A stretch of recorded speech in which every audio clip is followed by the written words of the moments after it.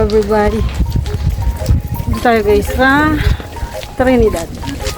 Pupunta kami sa sorry. Strawberry farm. Pupunta kami sa strawberry farm. Bumaba na kami doon guys. May guide ako. Sabi niya mag-shortcut na lang daw kami. So ayan, naglakad kami. Malapit lang naman tong Trinidad pala kapag mag-jeep. No? Dati kasi guys, pumunta kami dito. May sasakyan kami. Sabi hindi ko alam yung pasikot-sikot. Meron tayong kasamang guide ngayon. May nag-guide sa akin. Kaya, yan. Mas madali nating mararating yung strawberry farm.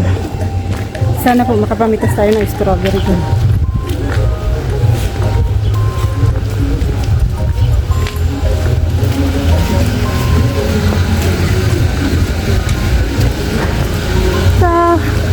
Ayan, alay lakad. Umuulan dito guys, pero pag alis namin kanina sa sa Baguio, hindi naman umuulan. Mainit doon. Pagdating dito, ayan mambun-ambun na.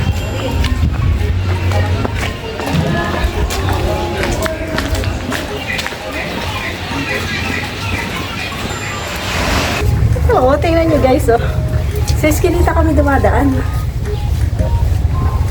Hindi ko alam kung tama pa ba itong nilalakad namin. Hindi ko alam kung makakarating ba talaga kami sa strawberry farm nito.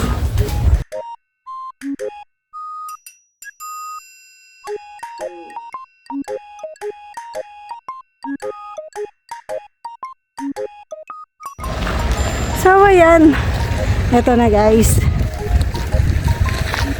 Ang nilabasan pala is strawberry farm na. Ayan na.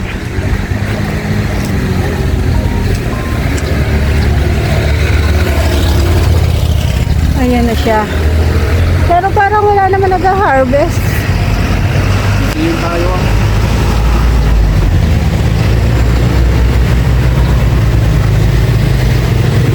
Mag-harvest. Tapos mag-harvest tayo. Ay hindi mamimitas. Ayan.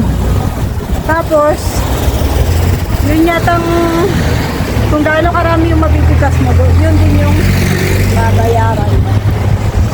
So, tara po. Titingnan natin kung paano ba yun.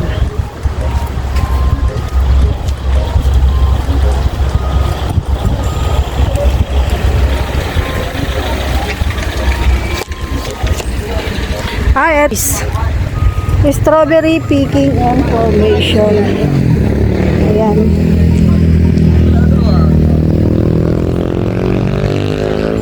Okay lang mag-vlog. Okay. Gusto niyo mamitas madam? Strawberry picking. Ayan. Ito guys yung information ng strawberry picking and formation. Paano nga proseso? Okay lang ho. Sige na. Ayaw niya po humarap sa camera. So dito na rin. Sige na. Ito natin 7 pesos per kilo. Group picking siya. May kiloan naman po kasi sa Sige. Para magapaan. Mayroon pa siya isa pa. Group picking pala siya guys. Hindi pwedeng solo lang. May kasama ba kayo? Dalawa lang kami. Ganun siya. Bali, pwede naman siyang pagsamahin para kompleto lang yung 1 kilo. 1 kilo niya is 700. Ayan guys. Ang 1 kilo guys is 700. So, Basket. Pero may kiloan naman po tayo sa loob para talagang exact. and then pwede kaming mag-vlog sa loob. Yes naman po. As long as gusto nung Mayari. Paano kung hindi allowed ng mayari? okay lang po yung vlogging as long as hindi kasama yung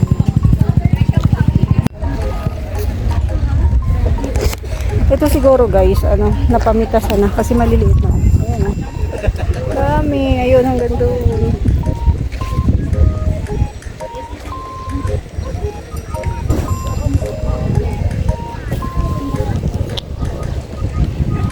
Naulan talaga guys, tingnan nyo Ayan napakaulap, napakaitim ng langit doon. Oo. Mababa yung langit dito sa Trinidad, guys. Umuulan.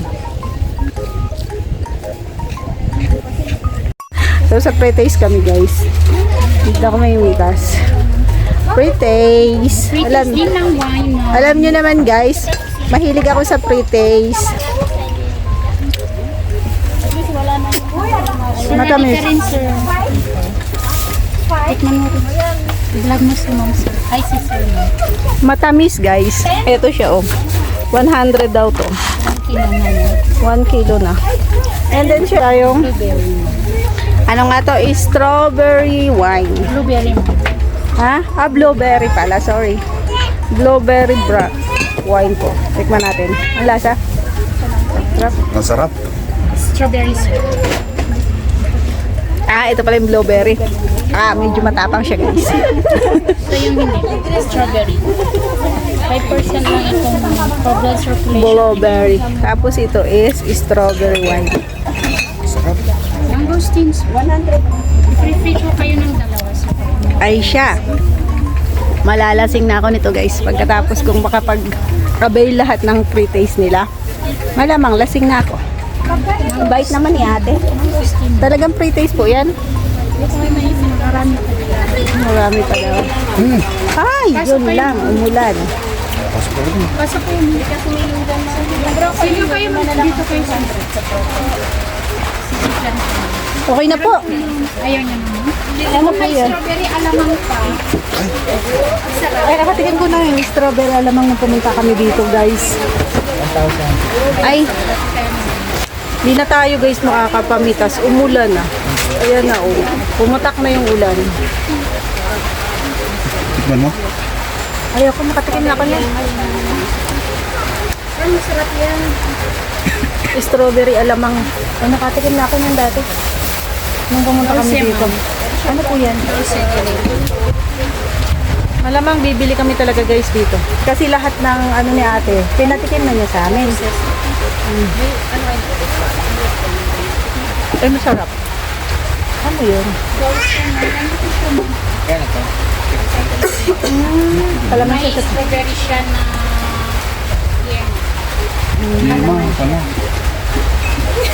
strawberry siya rin na yan. So, ayun. Nakatikim na kami lahat. jam, yung jam, i-display mo kayo.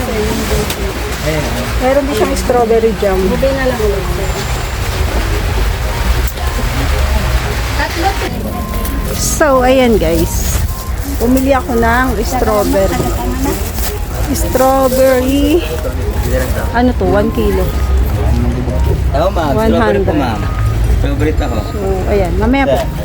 Mamaya, guys, titikman din natin yung strawberry taho. Pero nung nakaraan, ano na ako nung tikim na ako.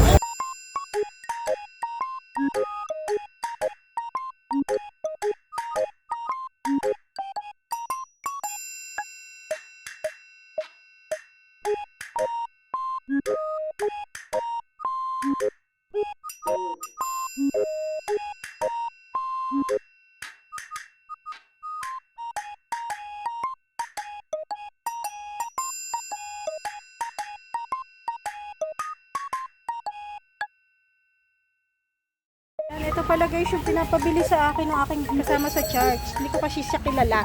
So ngayon, kilala ko na siya. Papakilala ko sa kanya. Ano nga pong tawag dito? Beetroot. Ayan siya.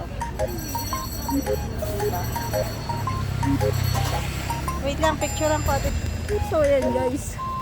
Nakahanap na ako ng gulay na pinapabili sa akin ni Sis Maricel. Yung beetroot. Marami pala nung dito sa Trinidad. Ano lang siya, 100 per kilo. Ayan, umulan na. Hindi na masaya. Kasi umulan na, ang dami ay naglalakad.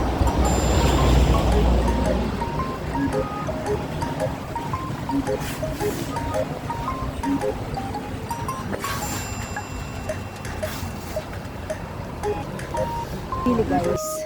Kasi may discount daw po dito kapag dito bibili. Charot lang, guys. Pili lang daw po kami. 3, 4, 2, 20. Ayan, 200. Pwede. 200. Pwede. Ito guys yung pinapabili sa akin. Reserve. 2 for what? 250. 2 for 250. Tapos dito, 3 for 220. Ayan. 200. Mabigat lang po magdala. Yun lang ang problema natin. So, 250. doon po sa mga magpapabili, bigyan nyo ako ng shipping fee at mabigat magdala. Tapos namasahe ako papunta dito sa Trinidad. Mas mahal po kasi sa Baguio. Budgeting lang eh. Kaya dito kami bibili. Ito lang guys bibilin ko. Mga medium size lang. Para madali lang siyang ilagay sa maleta. Ito guys, ang pagkakaiba daw, ito yung spread. Ayan. Tapos, itong isa yung mayroon siyang mga buo-buo. Ayan o.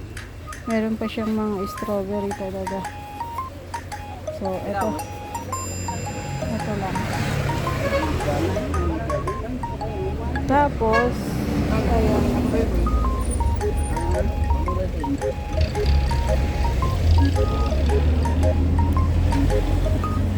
Ayan, meron din silang mga ganito. Peanut brittle.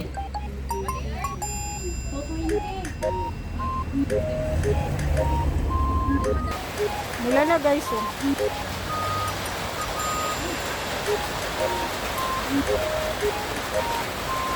Mahirap umuwi. Kasi kami mag-jeep lang.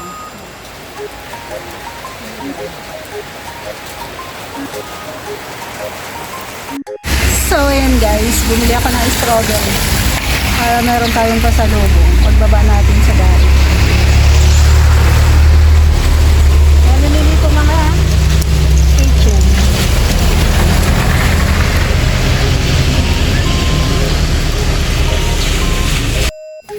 Bibili na tayo guys dito. Ito hindi ko kilala. Yan, beetroot pala yan. Pabili akong 2 kilo. Perfect ka talaga. Bagam Clara. Yes, na sinumbat ni Batse. Yung magaganda ha. Mabili yan. Kasi malayo pa ang pagdadalahan ko niyan. Ito si Rose. Anong kung bibili ng gulay yun sa'yo na lahat yan. Free ko na yung natira. 2.5 na. Sige, 75. Petsa. Input natin nakalala. Ayan na siya guys. Para safe anytime. 2 kilo. Dagdagan ko Uwi na kami guys. Nakabili na kami ng mga pinapabili nila. So, uwi na kami kasi hapon na. At ayun, tumigil na rin ang ulan. Hindi tayo nakapag-picking strawberry. Next time na lang. Marami pa namang time. Pwede tayong umakyat ulit dito sa Baguio. So, ayan. Bye-bye po. God bless.